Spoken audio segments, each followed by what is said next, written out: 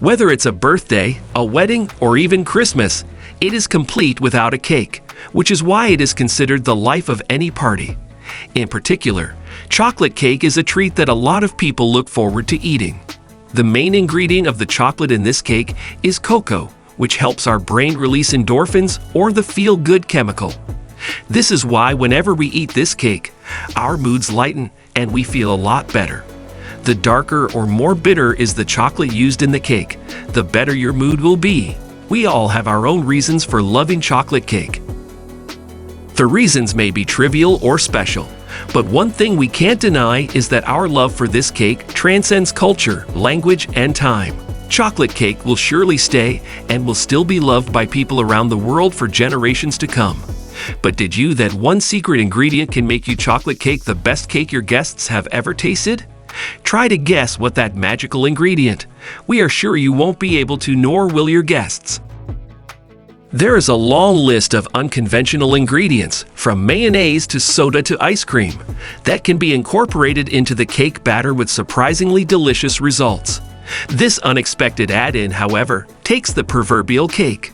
On October 21, 1965, the San Bernardino Sun ran a recipe for what it described as a moist, luscious piece of chocolate cake. The newspaper made the ominous claim that your guests will not guess your secret until you are ready to reveal it to them, despite the fact that it had promised a crowd pleaser that would be perfect for a dinner party. What do you put in here that makes it taste so good? That good vanilla from Mexico. And something else real special. Take a guess on what the secret ingredient might be. Home bakers have always been fascinated by the prospect of using a mysterious component. The stranger, the better.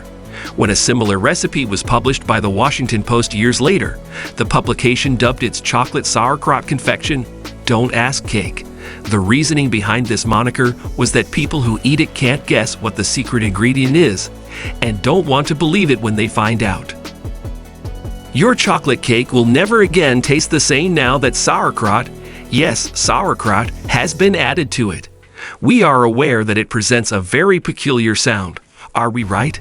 But before you pass judgment on it, give it a shot first. It has come to light that there are a number of non-traditional approaches to cake that can be traced back to the Great Depression. As a result, the term depression cake has been given to describe these non-traditional cakes. When their rations were running low, cooks had no choice but to get creative in order to make up for the lack of common baking ingredients like eggs and butter. Sauerkraut, along with other odd-sounding ingredients such as vinegar, was one of Grandma's tricks during the Great Depression for enhancing the rich flavor of a chocolate cake by adding a hint of acid. Other examples include vinegar. There are a few different accounts of how sauerkraut managed to maintain its cake-worthy status over the course of the decades. One urban legend claimed that in the 1960s, the United States Department of Agriculture had an abundance of sauerkraut, which led to the Surplus Committee of the USDA charging school cafeterias with the responsibility of including canned sauerkraut on their menus. One more theory proposes that sauerkraut cake was originally a practical joke played on people on April Fool's Day during the 1960s. According to this theory, including sauerkraut in cakes was a common way to celebrate the holiday. Here's the deal, you guys. The thing about a practical joke is that you have to know when to start as well as when to stop. The sauerkraut chocolate cake has endured the test of time, despite the fact that its history is shrouded in mystery. There's a good reason why bakers in the modern era are turning to vintage recipes. Sauerkraut has a place in chocolate cake, whether you believe it or not. Sauerkraut is a condiment that is commonly used on hot dogs and brats, and we all know and love it. But can you tell me more about it? Cabbage that has been fermented into sauerkraut is, in its most basic form, cabbage. In the beginning, somewhere around 2,000 years ago, the fermentation process was essential in preventing fresh heads of cabbage from becoming spoiled. Today, sauerkraut maintains a significant amount of popularity and can be found in a variety of recipes, including a toasted Reuben sandwich, pizza, and pierogies. You might be wondering why on earth adding something as salty and sour as fermented cabbage to a cake would be a good idea.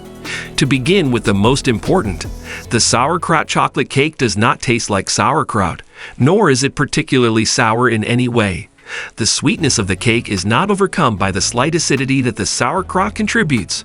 Rather, it works to balance and complement the sweetness. And remember that a little bit of acidity can go a long way. The same mouth-watering effect can be achieved with sauerkraut. Unsuspecting eaters might take this hidden component to be coconut, which is why it has been compared to German chocolate cake, which is known for its signature coconut pecan layers and frosting. The texture of your cake will be more moist and less dense if you incorporate 1 cup of sauerkraut that has been drained, rinsed, and finely chopped into the batter. Still doubt? When you stop and give it some thought, the practice of increasing the amount of moisture in a cake by including vegetables is not unprecedented. In the world of desserts, shredded beets, carrots, and zucchini are the unsung heroes of the vegetable world. A cake that has achieved the ideal level of moistness requires a complementary frosting, such as a delectable cream cheese spread. To keep the chocolatey goodness going, one suggestion is to combine melted semi-sweet chocolate with cream cheese and use that combination in the recipe. You could even use powdered cocoa rather than baker's chocolate if you wanted to. So what exactly is it about this strange-sounding cake that has made it such a hit?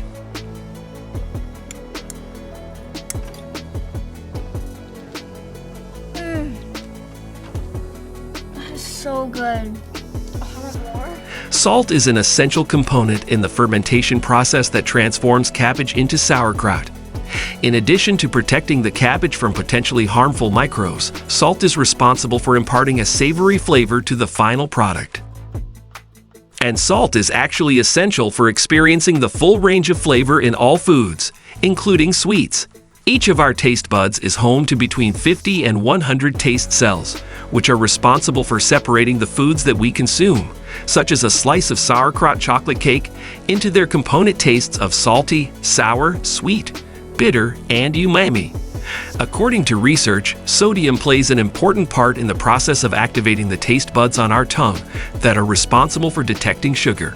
In addition, research has shown that the sugar receptors on our tongue can only transport sugar into cells with the assistance of salt, and this same salt is also helpful in reducing the naturally occurring bitterness that is present in cocoa.